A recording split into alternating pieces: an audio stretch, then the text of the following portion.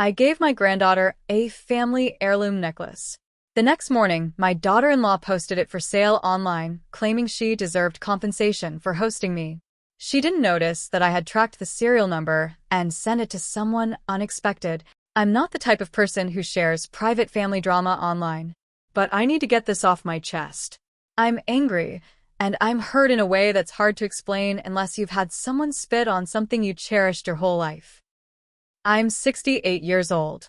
I live alone now in Charleston, South Carolina. My husband, Warren, passed away 5 years ago from pancreatic cancer.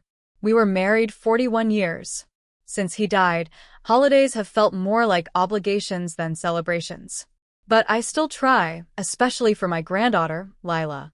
My younger son, Jake, married Vanessa in 2013. I never disliked her. Not exactly. But she always made it clear she married Jake, not his family. I remember the first time we met. She corrected my pronunciation of her name 3 times. I smiled through it. I thought maybe she was just nervous or trying too hard. No. That's just how she is. She has a way of making every gesture feel like a favor. You come over for dinner, and she reminds you that she cleaned all afternoon. You bring wine, and she'll tell you she prefers local reds, but it's fine. Everything's a performance with her. Online, she paints this picture of the perfect family, perfect house, perfect life. Meanwhile, in real life, she's cold, distant. She's never called me Mom, not once. Just Margaret. But I've always shown up. I've bit my tongue, smiled when she corrected me, or made little digs. All because of Lila. That girl is everything to me. She reminds me of myself at that age, quiet, observant, strong but gentle. She listens when people talk. She notices things. This past Thanksgiving, they invited me to stay the weekend. I usually stay at a hotel nearby when I visit, but Vanessa insisted this time. Said they had space, that it would mean a lot to Lila. I should have known there was an angle. I arrived Wednesday evening with a small wooden jewelry box in my suitcase. Inside was a necklace that has been in our family since 1918. My grandmother wore it through 2 world wars. My mother wore it when she left home to marry my father. I wore it on my wedding day. It's old gold, with a small round locket, and on the back, my grandmother's initials are etched in tiny cursive. Inside, there's a photo of her and my grandfather in their 20s, faded now but still there. I never told anyone this, but when my husband was dying, I'd sit by his bedside and hold that locket. I'd rub my thumb over the initials and whisper stories to him just so he'd hear something comforting. That necklace carried me through a lot of hard moments. Lila is 16 now. She's mature beyond her years. She helps her friends with school stuff, babysits the neighbors' kids, and still hugs me every time she sees me. I knew she was ready for the necklace. After Thanksgiving dinner, I asked her to come upstairs. I handed her the box. She opened it and just stared for a second. I told her where it came from, what it meant. She got quiet, then hugged me tight. I'll never forget what she said. I'll keep it safe, Nana. I promise. We took a picture together. She wore it proudly that night. The next morning it was gone. Lila was devastated. She said she left it on her nightstand, right next to her phone charger. She swore up and down that she didn't take it anywhere. She even emptied her entire backpack in front of me. I believed her. That girl's never lied to me, not once. Vanessa came in during all this and said something like, "Well, that's why we don't give teenagers expensive things without checking with their parents first." Her tone wasn't angry. It was smug. I didn't say anything, but I felt the air shift. Later that morning, as I was packing to leave, I heard Vanessa in the kitchen on the phone. Her voice was low, but I caught this clear as day. It's real gold. I deserve something for letting her stay here. I've hosted her 3 times this year. I sat on the edge of the guest bed and felt the slow, rising heat crawl up my neck. She sold it. She took a piece of my heart and listed it like it was an old lamp from her garage. Here's the thing. I've worked around antiques and estate jewelry my whole life. I used to help run estate sales and do appraisals. I always kept a record of important items. That necklace? It had a small serial number engraved on the clasp. Barely visible, but it's there. I have the original appraisal papers from 1986, plus photos. That night, after everyone went to bed, I sat in their guest room, opened my laptop, and messaged Jules, a longtime friend who owns a pawn shop in Savannah. I told her what happened, sent her the photos, asked her to keep an eye out. Not 2 hours later, Jules sent me a screenshot. There it was. Facebook Marketplace. Antique gold locket, $1,200 OBO. The same locket, same chain. You could even see the tiny nick on the side from where I dropped it as a teenager. The seller used a fake name, but the contact number? It was Vanessa's. I didn't sleep at all that night. Instead, I wired Jules the money and had her buy it. I didn't say a word to Vanessa. Not yet. 2 days later, the locket arrived back in Charleston. And I sent it, along with the appraisal papers, the Facebook ad screenshots, and a signed statement of events, to my estate lawyer. I also mailed a letter, handwritten to my son Jake. I didn't accuse anyone. I didn't need to. I just told the truth. I also included an updated copy of my will. Vanessa will never touch a cent of my estate. Not my home, not my savings, not one piece of jewelry. Everything I have is now in a trust for Lila, and the trust has one specific clause. Vanessa has no control over it. This isn't over. Not by a long shot. After I got back home to Charleston, I didn't hear from Jake for almost 2 weeks. I figured either he was furious, or worse, he didn't care. Then one Sunday morning, my phone rang. It was Jake. His voice was tight, forced. Mom, did you send something to my office? I said yes. You needed to see it for yourself. He didn't deny anything. He didn't ask questions. All he said was, "We'll talk soon," and hung up. 3 days later, I got a text from Lila. "Nana, did you get the necklace back? Mom said you're lying about everything." That was the first time I cried since this started. Not because of what Vanessa said, but because I could feel Lila pulling away from me, confused, caught in the middle. That's what hurt the most. Vanessa hadn't just taken a necklace. She was now trying to poison the only relationship that still felt honest. I texted back, "Yes, sweetie. I have it safe now. We'll talk soon. I love you." A week later, I found out from Jules that Vanessa had tried calling her, trying to reverse the sale. Apparently, Vanessa claimed it was a misunderstanding, that she'd listed the necklace by mistake and didn't mean to actually sell it. She said she just wanted to test the market. Jules told her the sale was final. Vanessa lost it, screamed something about theft and lawyers. That's when I decided to go one step further. I met with my estate lawyer again and gave him everything: emails, texts, marketplace screenshots. But I also did something more serious. I drafted a notarized affidavit explaining the incident and requested it be filed along with the trust documents. If Vanessa ever tries to challenge Lila's inheritance, my statement is there, signed and dated. 2 weeks later, I got a call from Jake again. This time, his voice cracked. "Mom, I didn't know. I swear to God. I thought maybe you were exaggerating until I found the screenshots on her phone. She was planning to sell more stuff. Even the silverware set you gave us at our wedding." He told me Vanessa flipped out when she realized I wasn't going to be quiet about what happened. She accused me of sabotaging her marriage, said I was punishing her for being successful, whatever that means. Jake sounded exhausted, like someone who finally took the blinders off and didn't like what he saw. He asked me if he should bring Lila to visit me that weekend, just the two of them. I said yes. When they arrived, Lila looked like she'd been crying. She hugged me for a long time and whispered, "I knew you wouldn't lie." We didn't talk much about Vanessa that day. Instead, I let her hold the necklace again.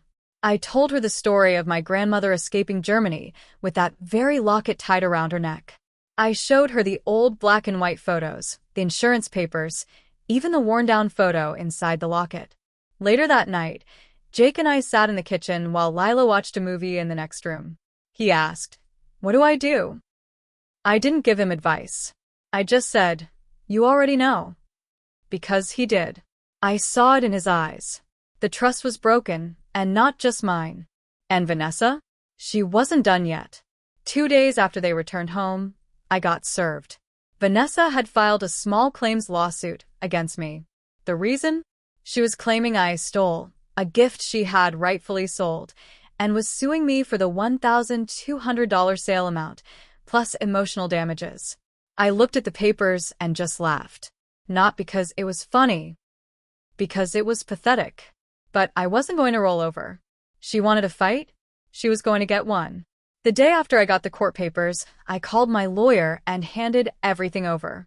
He said it was one of the most ridiculous cases he'd seen in years, but still, we had to take it seriously. Vanessa was digging in. I didn't tell anyone, not even Jake, about the lawsuit at first. I needed time to think. But then I got a call that changed everything. It was from my sister-in-law, Diane, Warren's older sister. We talk a few times a year, mostly holidays. She sounded upset. "Margaret," she said, "I need to ask you something, and I want the truth. Did Vanessa ask you for that necklace first?" I froze. "No." "Why?" She sighed. "Because last month she called me. Said you gave it to her as a thank you gift for taking you in during the holidays.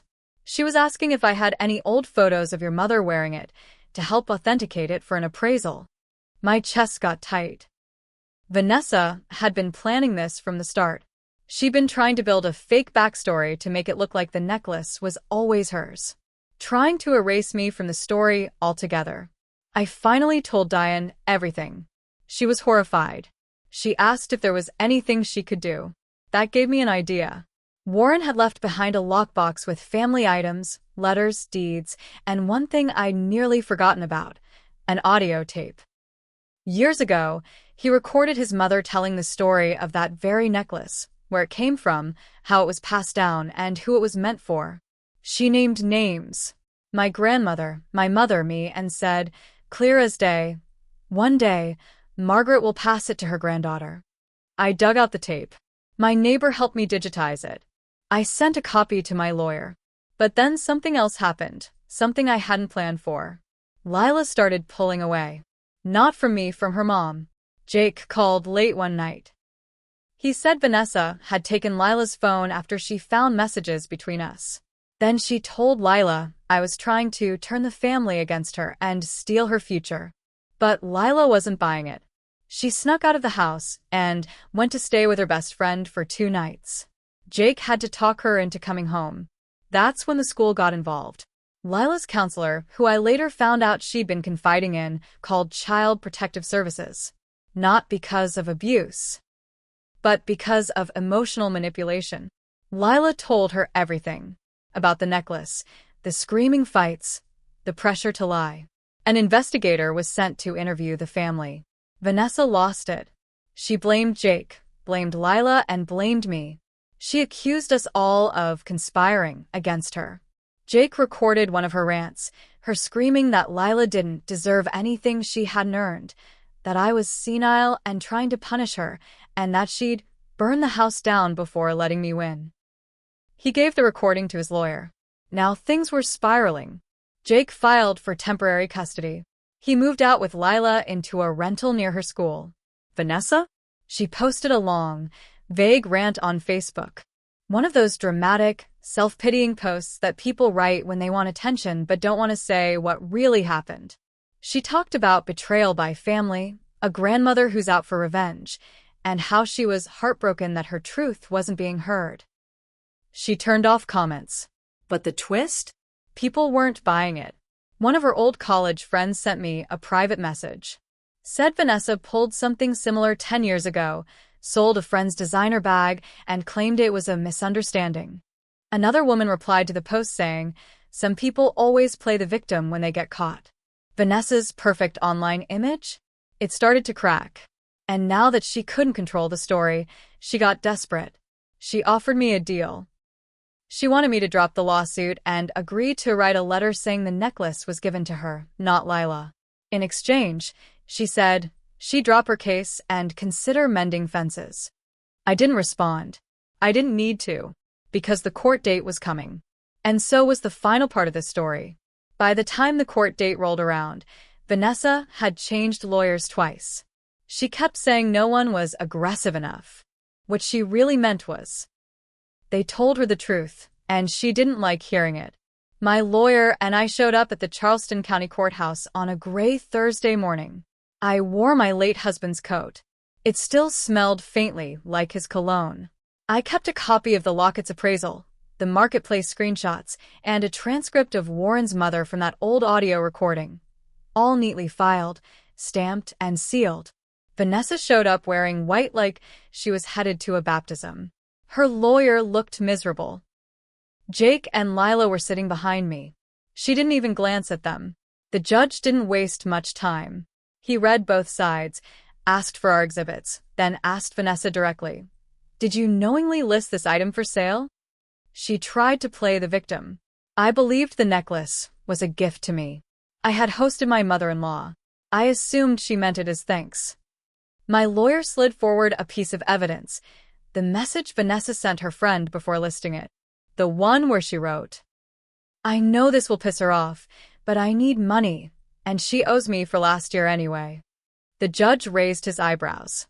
Then we handed over the tape of Warren's mother, plus the notarized documents showing chain of ownership. The judge paused for a moment, reading, then looked back at Vanessa.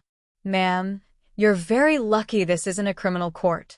He dismissed the case with prejudice, meaning she couldn't refile. But it didn't end there. Because right after the ruling, in the hallway, Vanessa came up to me. Her face had cracked. No more smugness, no more fake smiles. Just rage. "You really want to destroy my life over a necklace?" she hissed. "You think that girl will still love you when she sees who you really are?" Jake stepped in between us before I could answer. But it didn't matter. Because later that night, I got a message from someone I never expected. Vanessa's mother. It was short. "I'm sorry." "This isn't the first time she's done something like this. You're not crazy. I just wish I had stopped her years ago." I read it 3 times. It felt like the air changed.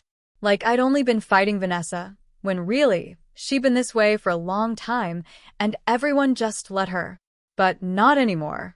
Because what Vanessa didn't know, what she hadn't even considered, was that Lila was preparing her own statement. And she had one more story to tell. Lila asked me to meet her at a small cafe near her school. Just the two of us. It was a rainy Saturday, quiet inside. She was already there when I arrived, wearing a gray hoodie and no makeup. She looked older than 16. Tired but clear-eyed. "I'm writing something," she said. "And I want you to read it first." It was a personal statement. 3 pages long. Addressed to the court, her school, and, if it came to it, CPS. She wrote about the necklace.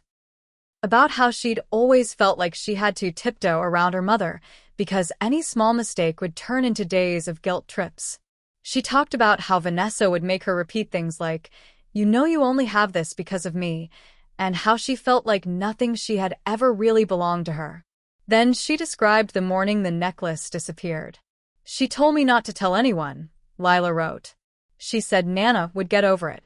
But I couldn't sleep for 2 nights. I kept checking Marketplace, hoping I was wrong." She ended the statement with this: "I want to live in a home where people tell the truth. I love my mom, but love doesn't mean pretending things didn't happen." I saw it. I remember everything. Jake gave the letter to his lawyer, who filed it with his custody petition. And that's what changed everything. Vanessa's lawyer dropped her 2 days later. Then CPS reopened their inquiry. Not because of the necklace, but because of Lila's testimony. Her school had filed 2 more reports in the months since. Vanessa had been calling the school nonstop, demanding they block me from attending Lila's events, accusing teachers of feeding lies. It all came crashing down. Vanessa's reputation? Gone. Her Facebook turned private. Her Instagram was wiped. But screenshots were already out there. People she'd worked with, people who used to like all her perfect photos, they stopped replying. One former coworker shared a post she'd made months earlier, mocking someone for having a dead relative's junk in their house. Lila's letter hit harder than anything I ever could have done. The court granted Jake full legal and physical custody. Vanessa was allowed supervised visits, but only if Lila agreed. For now, she hasn't. Jake moved permanently into a smaller place nearby. Lila helped him pick out paint for her room. She asked if she could keep the necklace at my house, in my safe, until she turns 18. I agreed. But I also made one final decision. I changed my will again. Not just to cut Vanessa out completely, but to write a letter, sealed with the will, explaining why. With photos. With dates. With everything in Lila's own words, included as part of the record. It's not about the money. It's about telling the truth, and never letting someone rewrite it out of convenience or greed. As for Vanessa, she moved in with a cousin 2 counties over. I heard she's trying to start some kind of online coaching business. Teaching resilience. That's her revenge story, I guess. The one where she's the victim. Mine is simpler. I got the necklace back. But more importantly, I got my granddaughter back. And no one will ever take her from me again.